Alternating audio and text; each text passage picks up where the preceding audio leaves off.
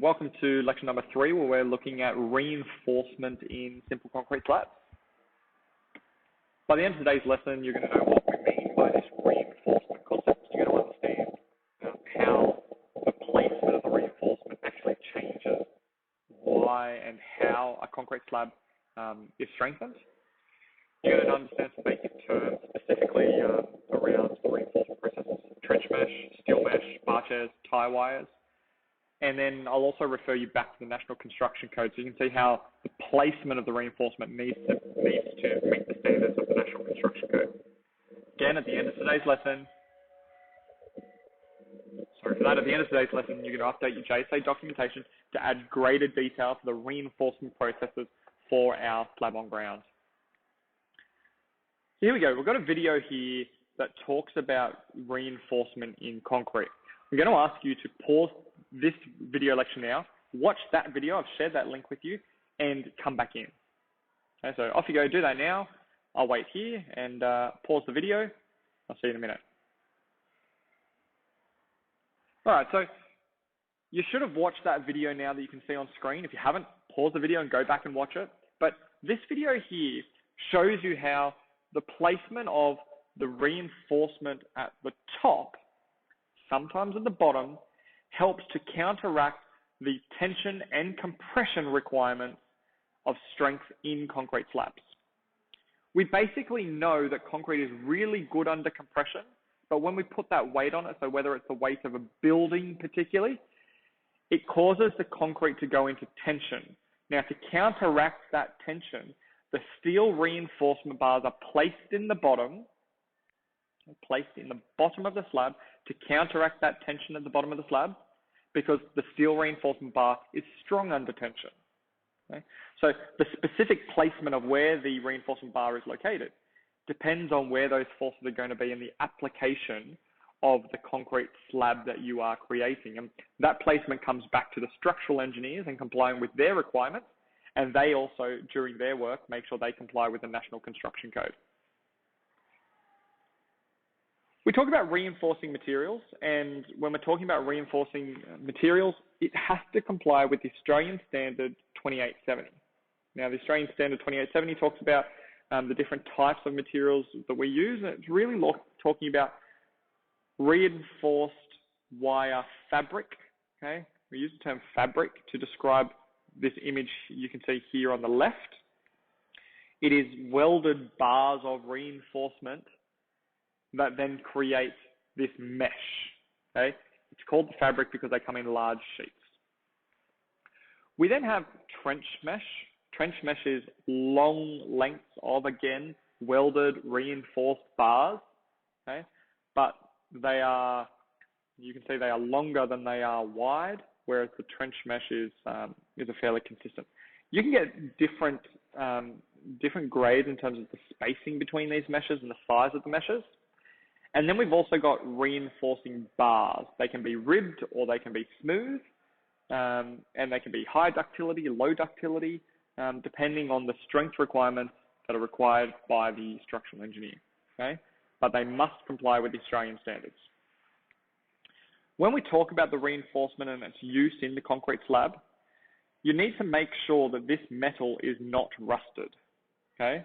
Now, we mean loose rust, flakes of rust that might be sitting on it, muds, paints and oils, etc., because that's going to prevent the concrete from working the way that it should, changing the strength requirements, potentially causing defects such as the settlement cracking. Okay, so we need to try and avoid that.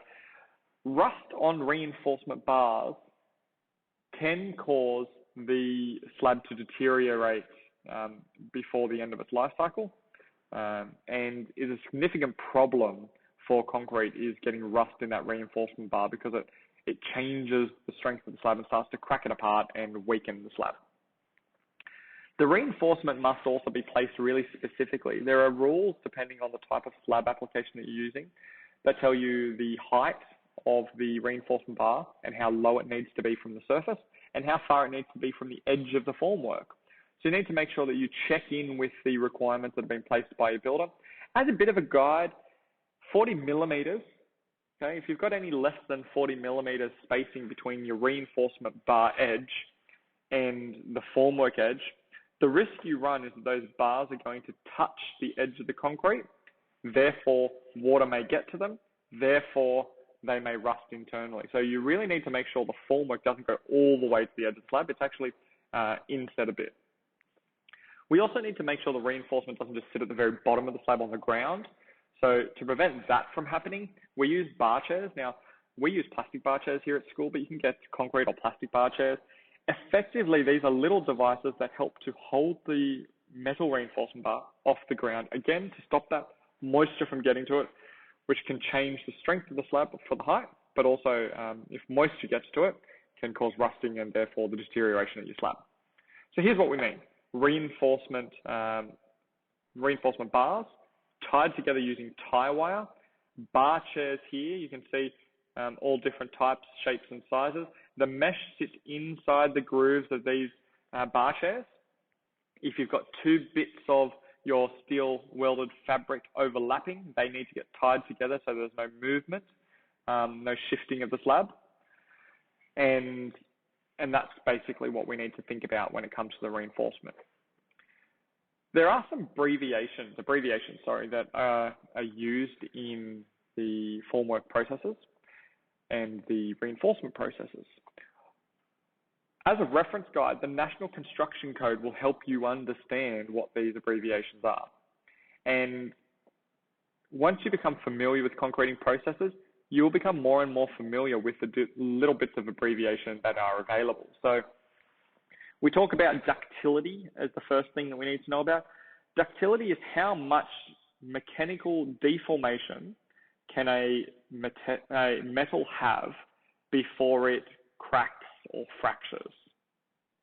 So if we think about this idea that a concrete slab under tension uses the steel, the ductility is all about how much tension can this steel bar handle before it deforms by either fracturing or cracking or snapping apart, which therefore would basically mean that your slab is no longer actually reinforced.